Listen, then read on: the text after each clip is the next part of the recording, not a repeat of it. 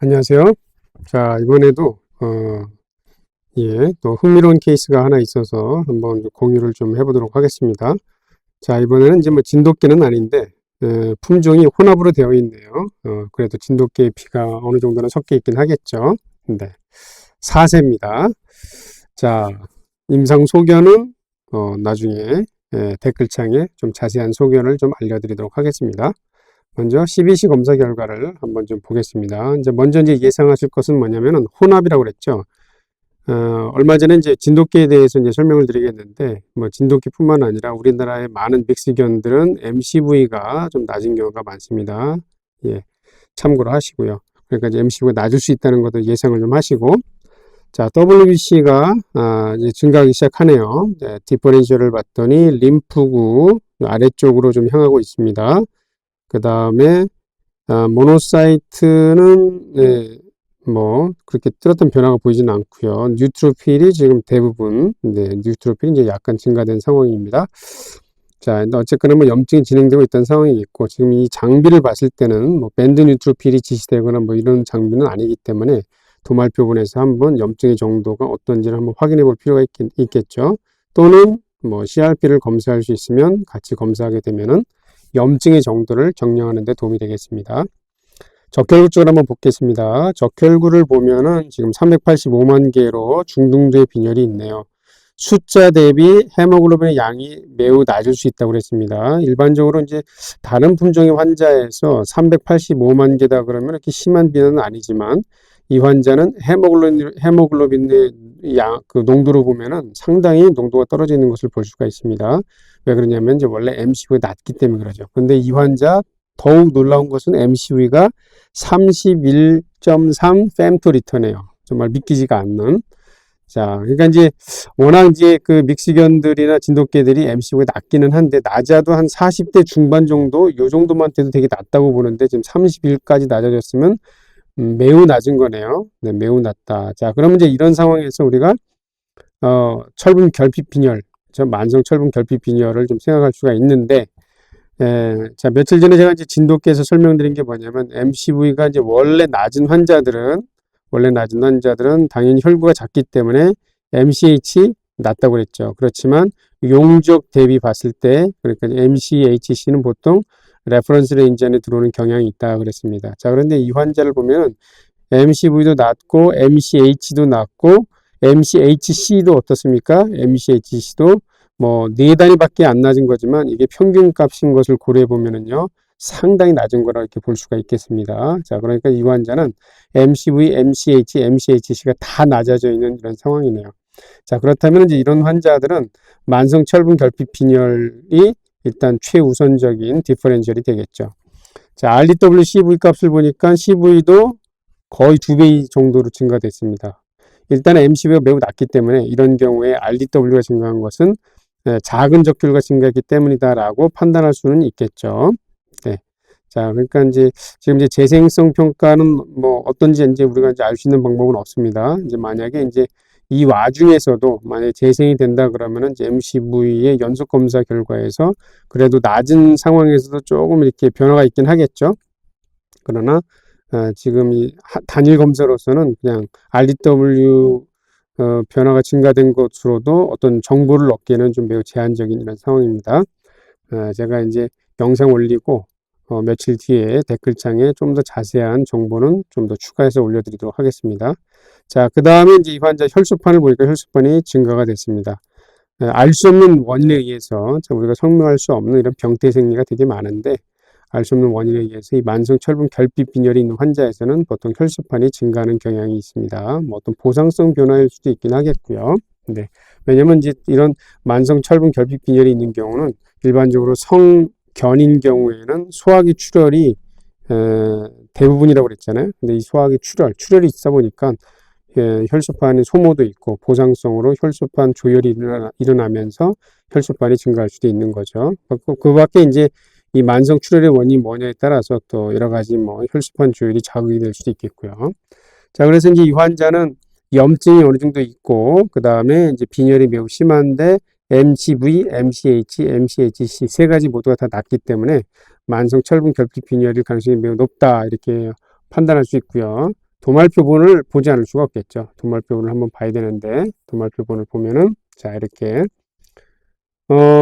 자, 이렇게 보시면은, 네, 일단 이제 배율이 좀 낮기는 하지만, 이렇게 호중구들 보이죠? 호중구들 보이고요. 호중구가 대비가 되는, 이렇게, 단핵구도 보입니다. 림프구도 보이고요. 그 다음에, 이렇게 뭔가 좀 접힌 것 같은 이런 느낌, 혈전 글로불린도 한번 체크해 볼 필요가 있을 것 같기는 합니다. 혈전 글로불린이 증가되는 경우에 이런 식으로 어, 물결 모양의 이런 자국 같은 게 나올 수가 있고요. 그 다음에 보통 이제 혈청 색깔이 약간 이런 색깔이 되는데 그 주변 색깔이 좀 더 전체적으로 좀 호산성이 좀 강한 이런 느낌이죠.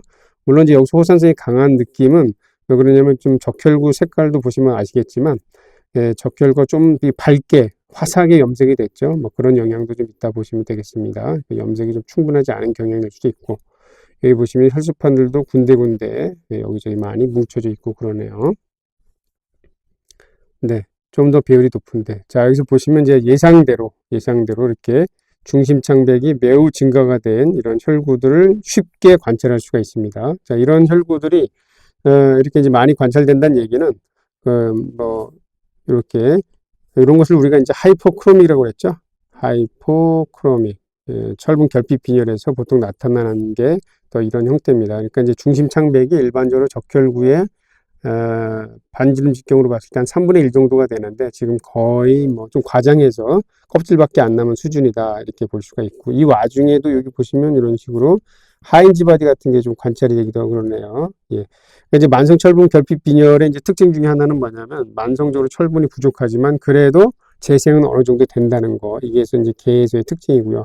고양이에서는 만성 철분 결핍 빈혈의 빈도가 좀 낮은 것 같습니다. 만성 철분 결핍 빈혈이 올 것 같은데 그냥 단순한 비재생성 빈혈로 진행되는 경우가 오히려 고양이에서는 좀 더 많은 것 같아요.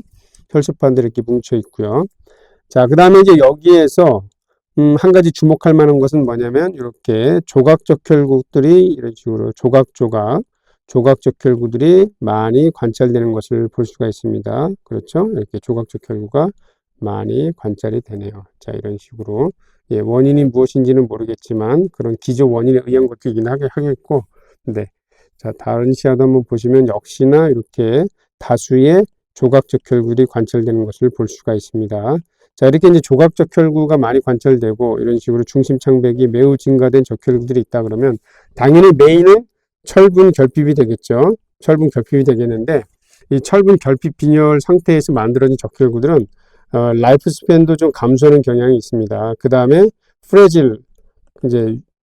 프레질러티가 좀 증가하게 됩니다. 근데 이제 약해지기 때문에 잘 깨지는 경향이 좀 있기도 하죠. 그 다음에 아무래도 이제 철분이 부족하게 되다 보면 이제 기능적으로도 좀 문제가 있을 것 같은데 여러 가지 복합적인 기타 원인에 의해서도 이 만성 철분 결핍 빈혈 환자에서는 좀 생각보다 상태가 또 안 좋다는 것도 이제 염두를 해두셔야 되고 빈혈도 좀 더 심화될 수가 있다. 여기 보면 여러 가지 일단 이렇게 조각조각 깨져 있는 조각적혈구들은 우리가 이제 들어보셨을 텐데 아마 마이크로 엔지오패식 헤몰리틱 어네미아라는 거 들어보셨죠? 네, 자 이것이 뭐냐면 이렇게 조각된 적혈구들은 그 비장을 지나면서 빠르게 제거가 되거든요. 그러니까 수명이 안 그래도 감소를 하고 유약해져 있기는 한데 이렇게 조각난 적혈구들은 또 혈중에서 빨리 제거가 되면서 빈혈이 좀 더 이렇게 가속화되는 그런 경향이 있기도 하고요. 그 다음에 이렇게 이런 조각적혈들이 관찰되기 때문에 조각나는 적혈구 중에는 약간 조각이 일부 떨어져 나가면서 구상적혈구 같은 게 좀 보일 수도 있습니다. 그래서 여러분들이 가끔씩 보이는 구상적혈구는 이 MCV가 낮은 만성 철분 결핍 빈혈에서도 관찰될 수 있다는 것도 좀 생각을 해 두시고요. 자, 이런 것들은 이제 매크로파지, 호중구는 비교적 깨끗합니다. 그러니까 이제 WBC가 좀 증가가 됐는데 세포질에 뭐 어떤 독성 변화 같은 걸로 판단할 수 있는 소견이 없기 때문에 이런 상황에서는 그냥 마일드한 염증이다 이렇게 볼 수 있겠고요. CRP도 그렇게 많이 증가되지는 않았을 것 같습니다. 그 다음에 이제 농염이라고 할 수 있는 적혈구들이 이렇게 종종 관찰이 되네요. 예. 만성 철분 결핍 빈혈에서는 재생이 어느 정도 진행이 되는 것이 한 가지 특징이긴 합니다. 이 적혈구들을 보면은 상당히 그렇죠. 중심 창백이 늘어난 것을 볼 수가 있습니다. 거의 껍질밖에 남지 않았는데요. 네.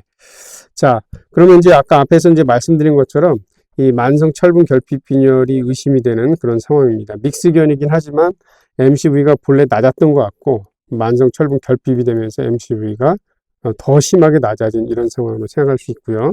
보통 이렇게 이제 만성 철분 결핍, 만성 철분 결핍 빈혈인 경우에는 일반적으로 이제 소화기 쪽에 만성 출혈이 있는 경우가 많이 있습니다. 그러다 보면은 케미스트리 검사상에서는 PLE에서 나타날 수 있는 소견들이 나타날 수 있거든요. 그게 뭐냐면 보통 알부민도 감소되고 글로불린도 감소되고 그 다음에 콜레스테롤도 감소가 되는 이런 패턴이 보통 나타나게 됩니다. 여러분들이 아마 케미스트리 상에서 이제 콜레스테롤을 어디다 써먹을까 이렇게 생각하시는데 나이 든 개들에서는 이 PLE, 림파지 액타지아 같은 것을 포함한 PLE 증상을 판단할 때 아주 중요한 단서가 되니까 콜레스테롤은 나이 든 아픈 개들에서는 꼭 또는 아파 보이는 정상인 것 같지만 아픈 듯한 이런 환자들 건강검진할 때는 꼭 콜레스테롤을 같이 검사하시는 게 좋습니다. 그리고 이제 이렇게 어떤 이제 자국이 있는 것을 봤을 때는 그리고 이제 전체적으로 지금 염색이 밝게 돼가지고 전체적으로 호산성이 증가된 것 같은데 이게 이제 정상 혈장보다는 좀 더 뭔가 여기 있는 겁니다. 그러니까 이런 경우는 이제 고글로불린 혈증을 생각할 수가 있는데 글로불린은 이제 기저 원인에 따라서 얼마든지 증가할 수 있는 거기 때문에요. 자, 이런 경우에 항상 이제 소화기 쪽에 좀 더 이렇게 정밀하게 영상 검사를 통해서 뭔가 이제 메스가 있지는 않은지 뭐 일반적으로는 이제 림프종이 가장 의심이 되긴 하겠죠. 림프종 같은 게 있을 수 있는데 꼭 FNA 해서 한번 기저 원인이 무엇인지 한번 체크를 해보는 게 좀 필요하겠습니다. 네. 자, 이번에도 간단하게 MCV 매우 낮은 환자의 철분 결핍 빈혈에 대해서 한번 살펴보았습니다. 제가 얼마 전에 올렸던 진돗개인 경우의 빈혈 환자 다시 한번 같이 한번 비교해 보시고요. MCV가 낮을 때 어떻게 접근하는 게 좋은지 한번 개념을 잡는 데 도움이 되시면 좋겠습니다. 고맙습니다.